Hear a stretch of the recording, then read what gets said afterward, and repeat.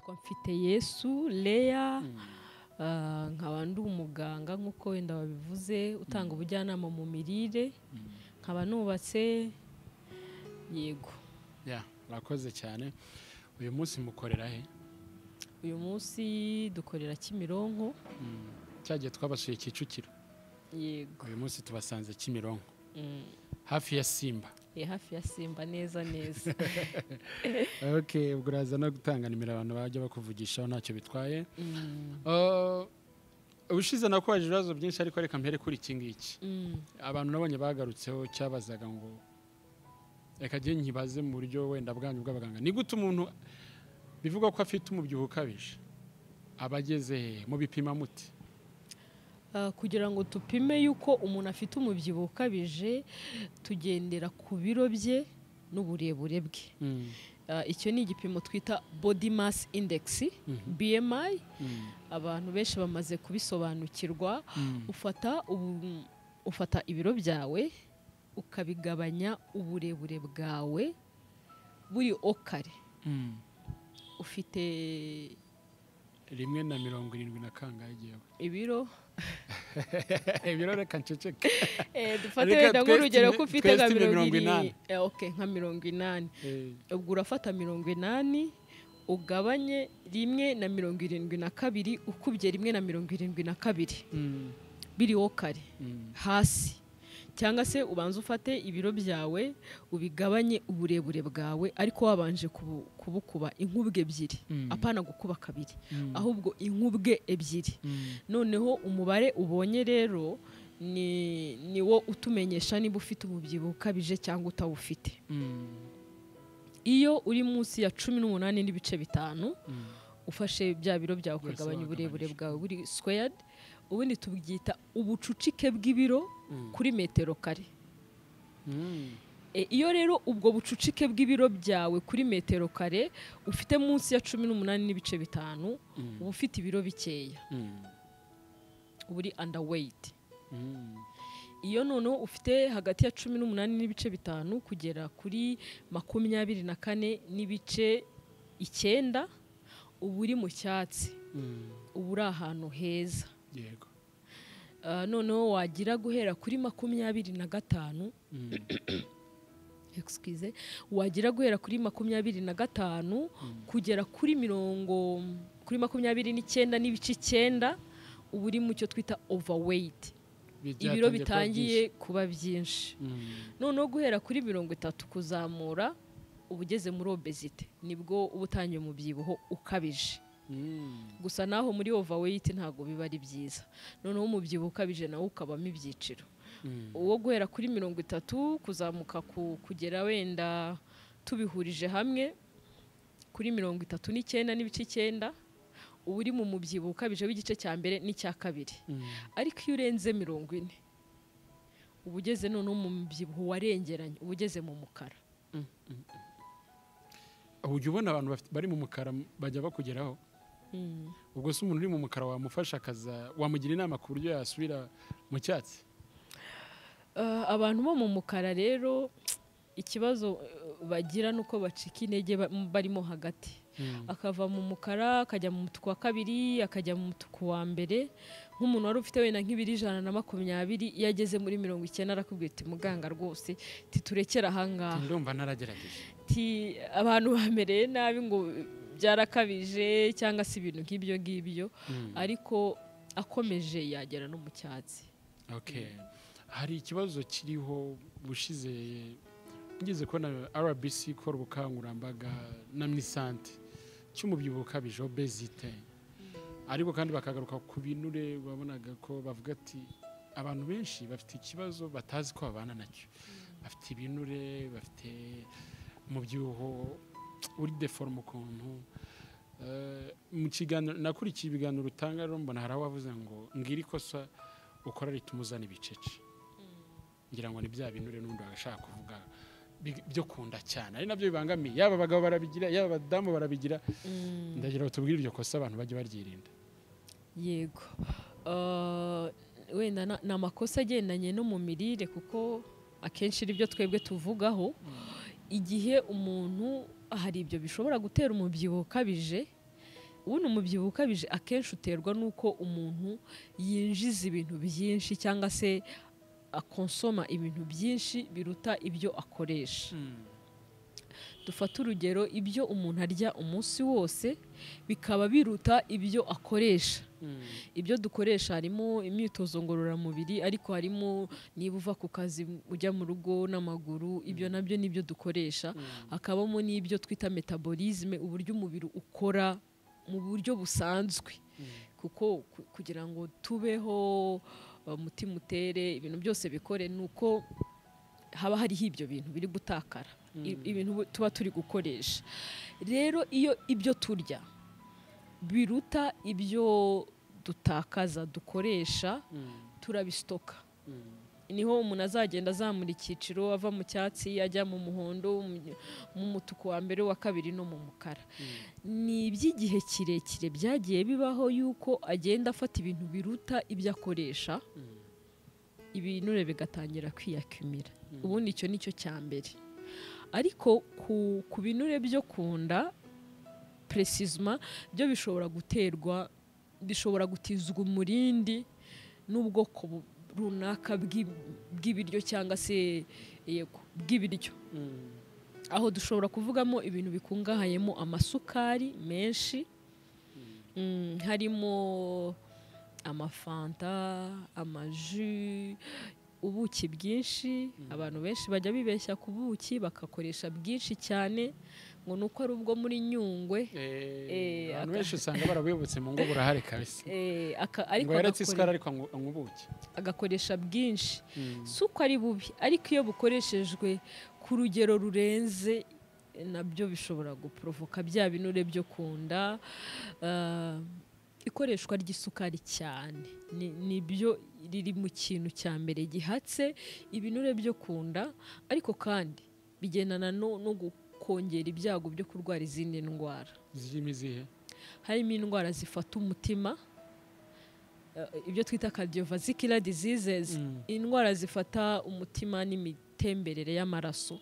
Harimo ubwo hazamo imivuduko, hazamo guturika kw'imitsi, hazamo kuziba kw'imitsi, ibintu nk'ibyo. Kandi abantu benshi biri kugenda bibahitana. Icya kabiri akazamo indwara ya diyabete, yo kugira isukari itari ku murongo. Ikindi hakazamo n'indwara zishobora guterwa n'amakanseri. Ibintu byinshi bishobora kuririra yuko umuntu nyine yagiye akonsoma bya bintu by'amasukari menshi birenze ibyo yari akeneye. Birakomeye cyane. Hari ibibazo nagiye mbona abandi bakubajije, reka mbere kuri iki ngiki. Ese umuntu urwara diyabete ashobora gukora amasengesho nk'uko tuvuga, turajya mu masengesho twirirwe tutariye tugeze ku mugoroba, hakaba n'abagira 2, 3 se, hari n'abarenze. Ubushize twabivuze by'amasengesho arambuye n'iki. Ariko none umuntu urwaye diyabete yajya muri ayo masengesho? Nsubira inyuma ho gatoya mbone kugusubiza icyo ngicyo. Nta kibazo.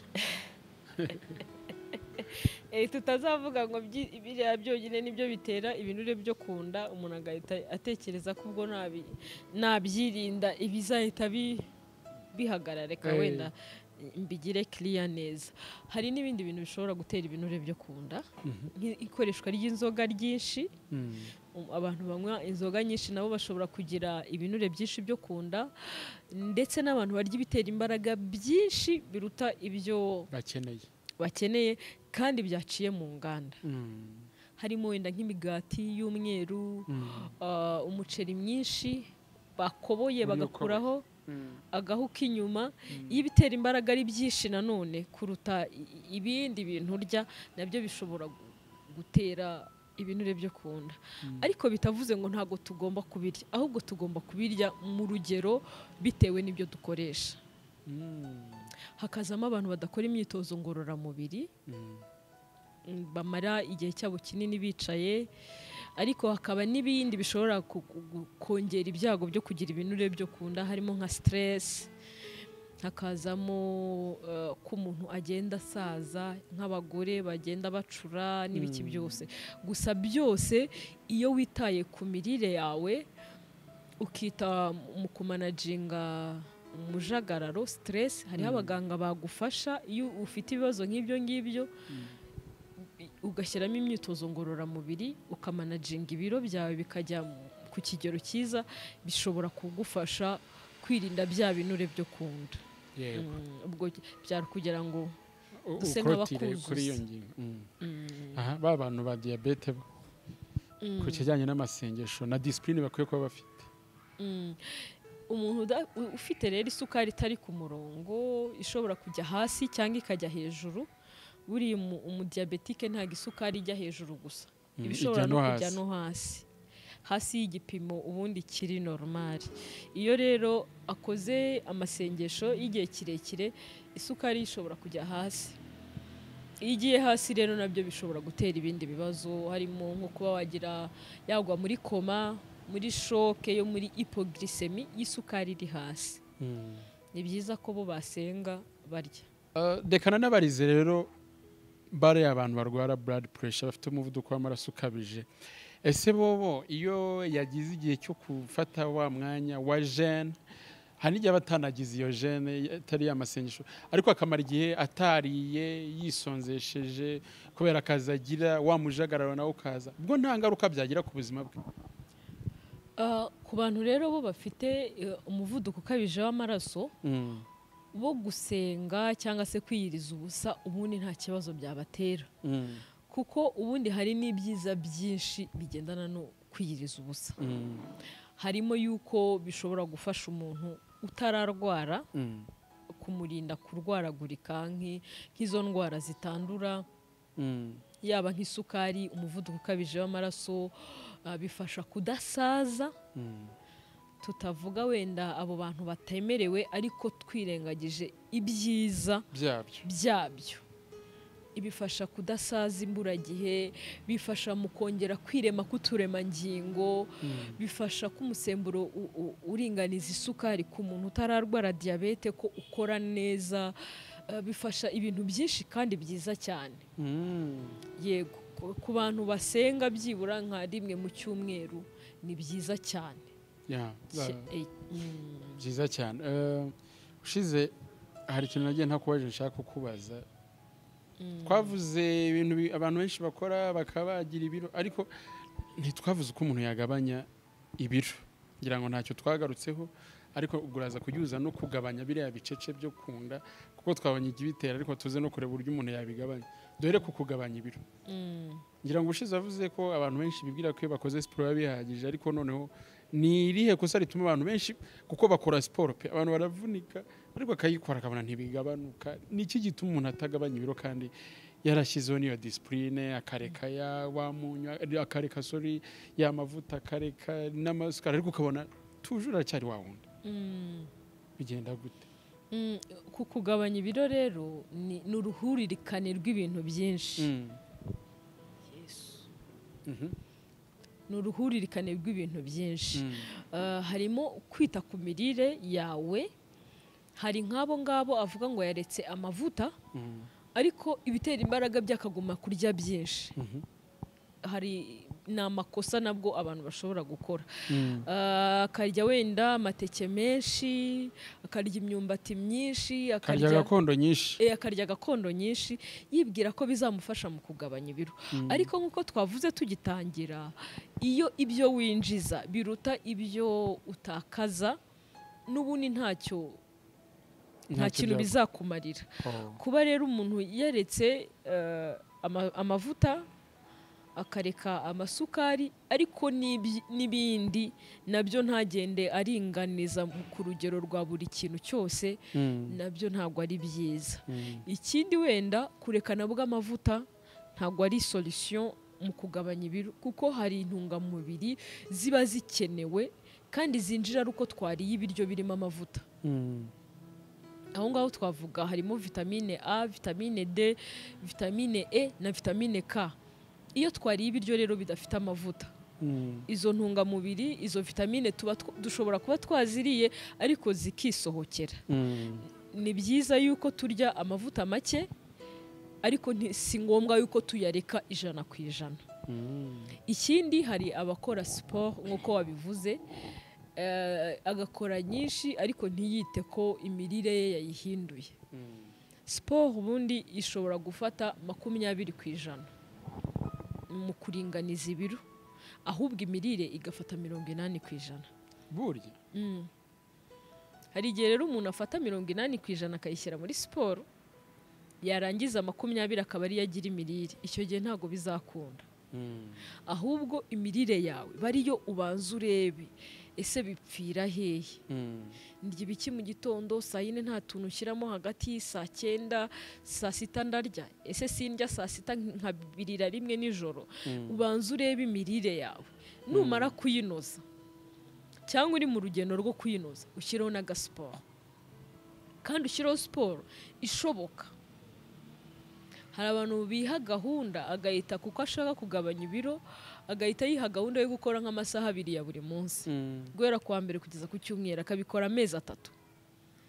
Nibyo koko akagabanya ibiro, ariko yihaye gahunda y'imyitozo ngororamubiri rimwe na rimwe idashoboka, kugira ngo azabone ya masaha igihe cyose bizamugonga. Noneho igihe ayistopye imunaniye kuyigumaho birongera bikiyongera. Kandi gutwika ibinure biciye muri siporo gusa, wava yari ukarekipera nabi, ukahita urya nyine mu kavuyo, ukarya ibintu byinshi, ukanywa amasukari menshi, ukajya gute, ugasanga winjije ibiruta ibyo uvuye gutwika. Niyo mpamvu rero siporo igomba gufata 20%, 20%, ahubwo imirire igafata 80%. Noneho ko umuntu yagabanya biriya binure byo kunda, ko twabonye ikintu kibizamura, ariko noneho turebe n'icyabivanaho. Yego, kubivanaho rero ikintu cya mbere ni ukugabanya bya bindi twabonye bishobora kubizamura. Ubwo ni ukugabanya amasukari, kugabanya inzoga, kubazinywa, kugabanya ibitera imbaraga, ahubwo tukongera ibindi. Dushobora kongera nk'imboga, tukongera ibikomoka ku matungo cyangwa se proteine, ibyubaka umubiri. Ikindi tugakora imyitozo ngororamubiri, kuko twabonye yuko kwicara hamwe cyangwa se kudakora imyitozo ngororamubiri biri muri bimwe bizatera bya binure byinshi. Tugakora imyitozo ngororamubiri ariko ishoboka inahoraho, apana mu mezi 3 ngo nuyirangiza uzayiturambika, ahubwo ufata 3, ufata nk'inshuro 3 mu cyumweru, ugire time table wenda kuwa 2, kuwa 4, kuwa 6, iminota 50. Icyo gihe uzaba ukoze iminota 150 mu cyumweru. Niyo recommendation ya WHO, umuryango ushinzwe ubuzima, niyo igiramo abantu inama gukora byibura mu cyumweru. Hari awansekeje ati abantu bafite ibinure iyo basimbutse umugozi kumwe bakora siporo basimbuka umugozi, atabwo noneho biramanuka bakagira ubwoba bwo kubusimbuka. Hari izo atemerewe gukora. Yego, nk'ubwo umuntu twabonye uri mu mutuku cyangwa uri mu mukara guhita usimbuka umugozi ntago ari byo. Ushobora kuvunika amavi, ushobora kuvuna umugongo. Ibaze nawe amagufwa yagenewe kwikorera ibiro 70, ukaba ufite ibiro 100.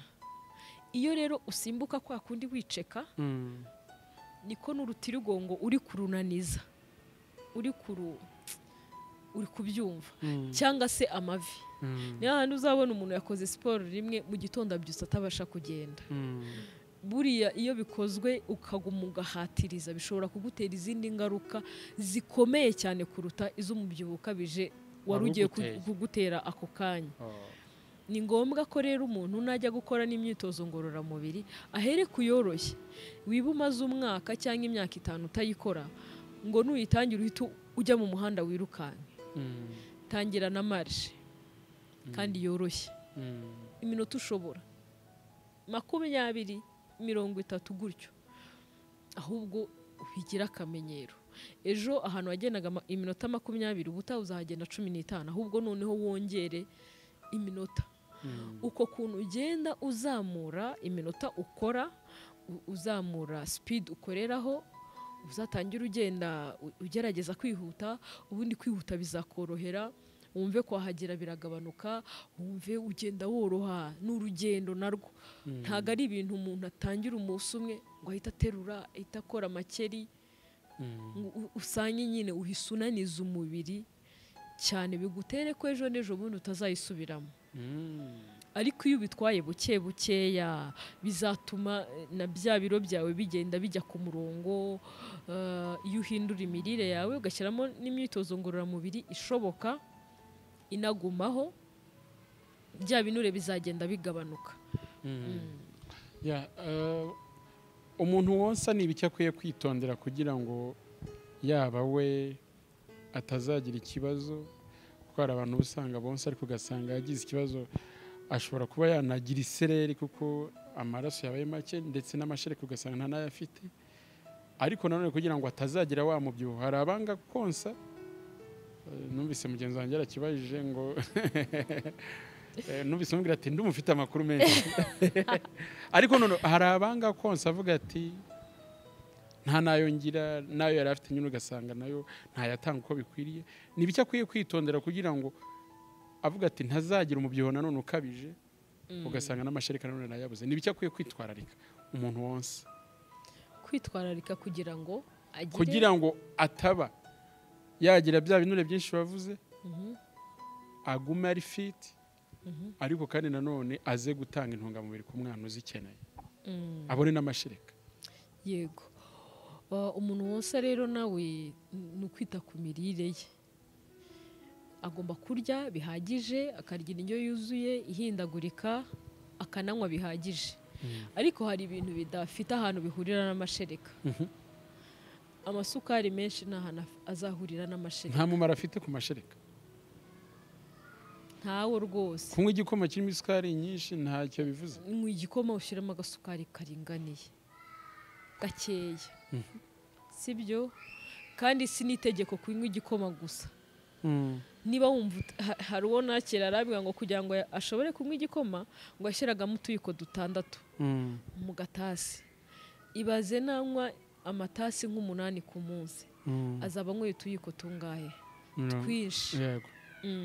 Rero niba igikoma utagikunda, gisimbuza ikindi, gisimbuza icyayi, gisimbuza amata, gisimbuze jus, gisimbuze ikindi kintu cyose, gisimbuze potage. Nta kintu kiri cyonyine gitanga amashereka, kuko ibyo uzafata birimo intungamubiri kandi wariye n'indyo yuzuye ishobora kuguhereza n'ubundi amashereka, kuko wariye wahaze, wariye indyo yuzuye irimo ibitera imbaraga, ibirinda indwara, ibyubaka umubiri kandi bihindagurika kandi unashaka. Ubisunyibutse undi mu mama twari turi kumwe mu minsi yashize, yari afite stress, ariko tuganiriye mbona ko iri no mu mirire. Ngo baramubwiye ngo agomba kurya igitoki gusa, ngo kugira ngo azane amashereka, ngo nta kindi kiryo yemerewe kurya. Hari amakuru menshi cyane rimwe na rimwe atariyo. Ntago umuntu wonsa arya igitoki gusa, arya ibiryo byose bihindagurika. Yarambwiye ati ngiye n'ubundi niyo ntekereje ko ngiye kurya mpita numva stress izamutse, kuko ibaze nawe uriye igitoki amezi 3-4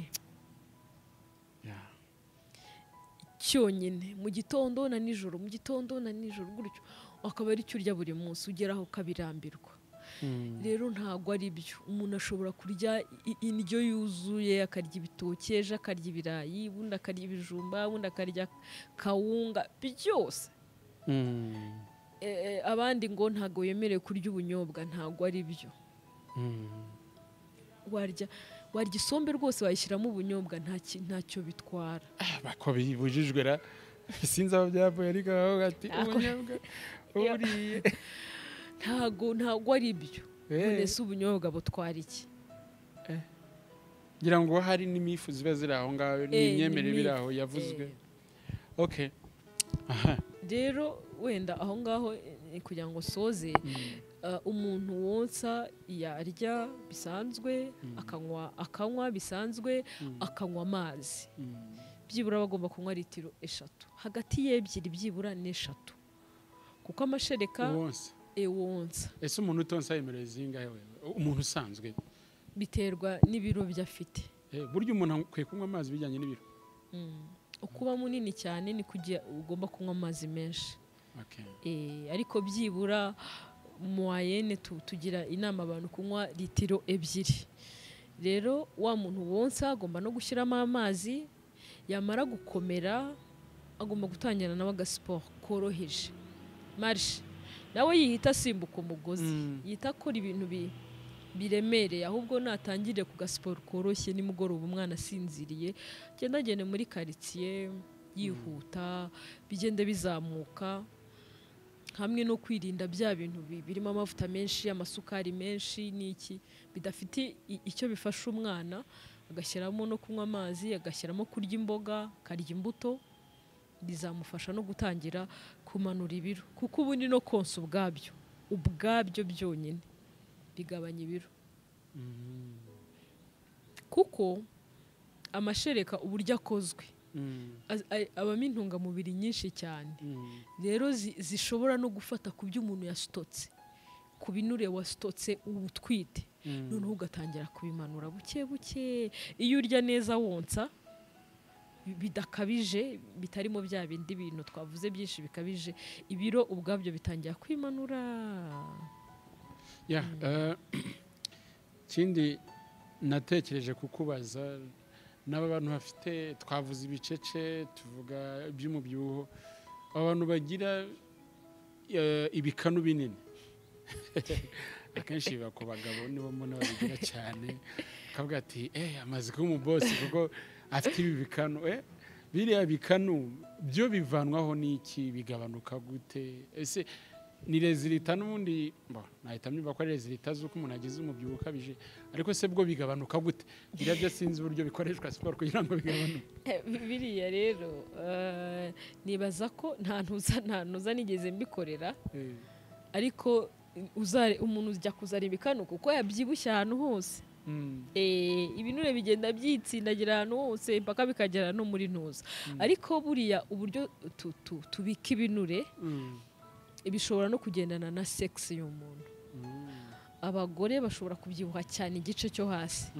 abagabo bakabyibuha cyane igice cyo hejuru bigendana rero n'imisemburo n'iki bishobora kudetermina ahantu ibinure byibika ikindi hari n'imiryango ugasanga iyo babyibushye ikintu cya mbere kibyibuha wenda ni amaguru bagira amaguru manini cyane bagira amaboko manini hari abagira mu nda hanini cyangwa abandi bakagera hasi hanini bishobora guterwa n'uburyo abantu bazamuramo babikamo ibinure ku bice bitandukanye ariko byose iyo urwanyije umubyibuho ukabije byose biragenda muri ino myaka rero hariho abitwa ngo ni ibisabo ibiki ibisabo abakobwa b'ibisabo bavuga ati uriya mukobwa kabisa ateye neza mu nda ni hatoya no hejuru ni muto ariko hasi afite babyita ngo ni ibisabo niko nyine babivuga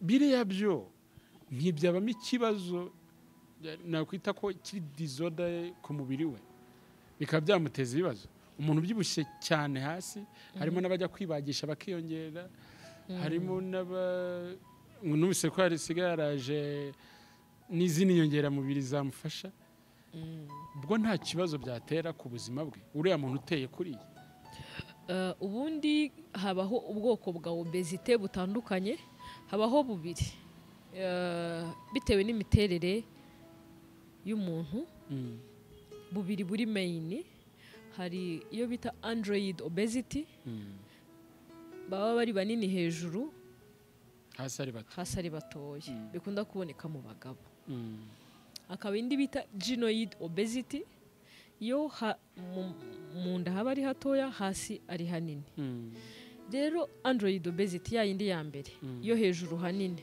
iriya niyo iba iteye ikibazo ubundi cyane bya binure bye biri ahantu hafi y'imyijima impyiko imitima igice cyo hejuru niho habamo zino organe z'ingenzi noneho abafite cyane hasi bo baba bafite ibinure hagati y'intuza ya muscle n'uruhu, ibyo twita subcutaneous fats. Biriya binure by'akenshi nta bibazo bikunda gutera, ariko nabo iyo birengeje hari igihe umuntu avuga ngo nta kibazo, ariko kuko wenda abona hasi haruta hejuru, ariko n'ubundi nanone wapima no mu nda ugasanga naho si hatoya. Ni uko hasi habaye hanini cyane kuruta hejuru, ariko nabyo bitari byiza, kuko nabyo umuntu ashobora kugira umubyibuho ukabije. Ariko kandi hari n'abagira umugongo, kuko pariti yo hepfo yikoreye ibiro byinshi bikananiza umugongo, akaba yarwara umugongo. Hari n'ibindi ibipimo nyine biba ari byinshi. Hari ibyo tugira byitwa waist to hip ratio. Mu nda tukagabanya hasi ku mataye, tugapima umuzenguruko wo mu nda, tukagabanya n'umuzenguruko wo ku mataye, tukareba umubare umuntu afite. Uwo mubare ukaba ari udetermina ngo uyu muntu ari mu byago cyangwa uyu muntu nta byago arimo.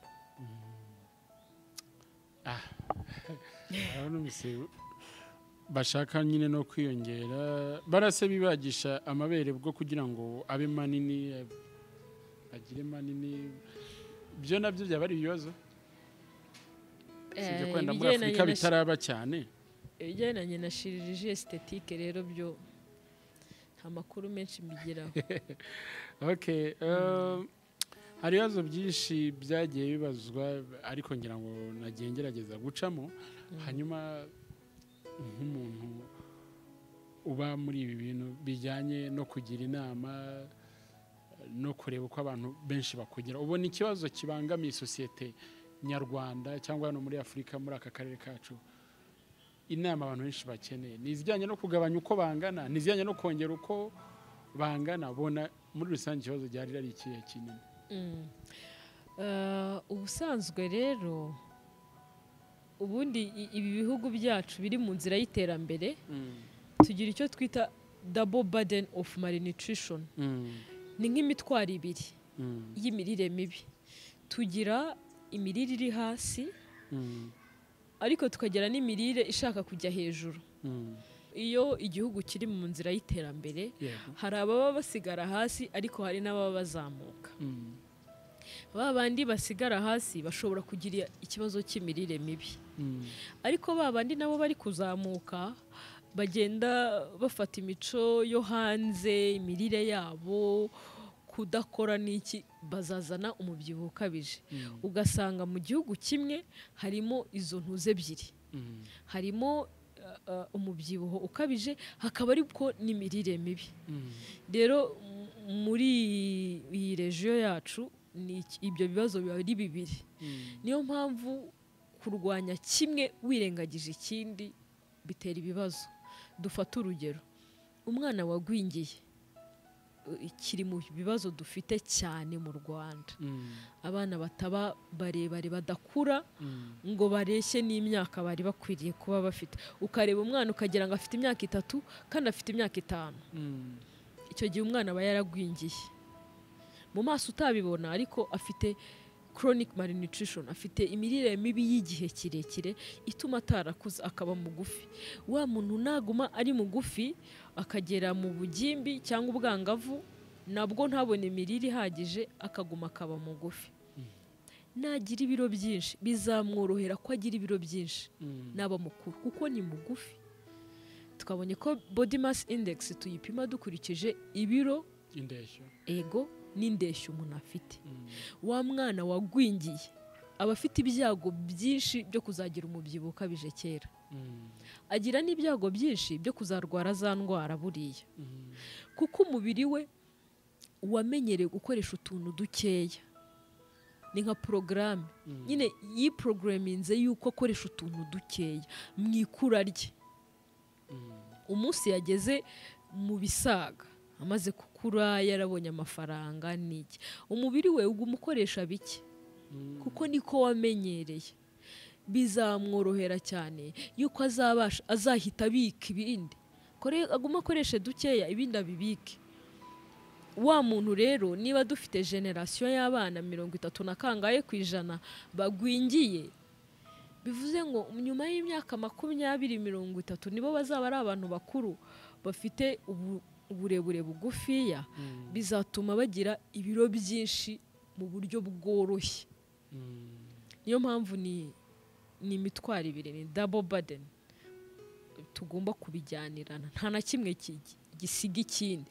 Iyo ugiye mu mubyibuho ukabije wirengagije ba bandi bazicwa n'imirire mibi, nabyo biba ikibazo. Nujya mu mirire mibi yonyine ukirengagiza umubyibuho ukabije, abantu nabwo bazicwa n'indwara z'umutima n'amadiyabete n'ibindi nk'ibyo ngibyo. Rero byombi bigomba kuzamukana. Turagushimiye cyane ku mwanya mwaduhaye. Ndatekereza ko buri wese yigiyemo, yaba ufite ibiro byinshi, yaba ufite bikeya, yaba uri hagati, kugira bakomeze gukontorora uwo ari we. Ndatekereza ko twagiye twiga byinshi. Imana iguhe umugisha. Amen. Murakoze cyane. Mwakongera kubwira abantu uburyo bababona. Icyo kibazo n'ubundi gikomeye, abantu benshi babibaza uko bakubona n'uburyo bakugeraho. Kumbona biroroshye, dukorera Kimironko uko twabivuze hafi ya Simba, muri Nitri Med Plus. Ikindi baduhamagara kuri nimero 0788 94 04 74. Murakoze cyane. Ibindi biganiro bakajya bikurikira he? Ibindi biganiro bashobora kubikurikirana kuri channel yanjye ya Nutritionist Leah, ariko mu minsi iri imbere mu rwego rwo kubaha byinshi kuruta ibyo ngewe nabaha gusa, tuzayihindurira izina tuyite Nitri Med Plus. Kubera ko haziyongeramo n'abandi. Hashobora kwiyongeramo abandi, tukabaha byinshi ku buzima. Twabonye ko abantu babifitiye inyota, kandi ubumenyi bwanjye ni butoya ku bintu abantu bakeneye. Murakoze cyane. Reka tubashimire n'ubundi ko twatangiye dusenga dusoze tunasenga. Yego, murakoze namwe. Turagushimye Mana yacu, tugushimiye ko wabanye natwe, tugushimiye yuko ubwiza bwawe bwabaye hagati muri twebwe. Tweretse kino kiganiro kugira ngo kizafashe abantu bawe, kandi twese tuzabashe kunguka kugira ngo tugume udutunge imibiri mizima, ndetse dutunge na roho nzima zituye muri iyo mibiri mizima. Mwami, komeza kutugirira neza, uduhereze ibyo dukeneye byose kubw'imbabazi zawe, mu izina rya Yesu Kristo. Amen.